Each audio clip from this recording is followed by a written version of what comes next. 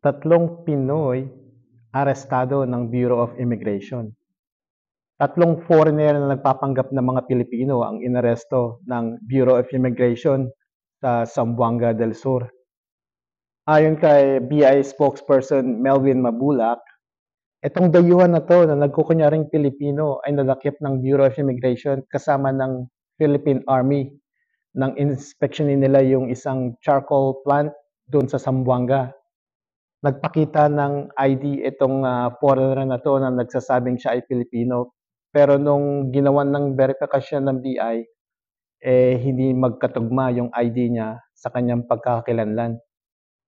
Yung dalawang ibang foreign nationals naman na nahuli, nahuli sila sa isang shopping center. Yung isa, manager pa ng shopping center na ito at yung isa, empleyado lang.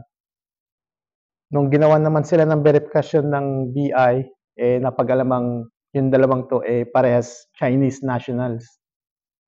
Dalawa sa foreign nationals na nagpapanggap ng mga Pilipino, merong Philippine issued na driver's license.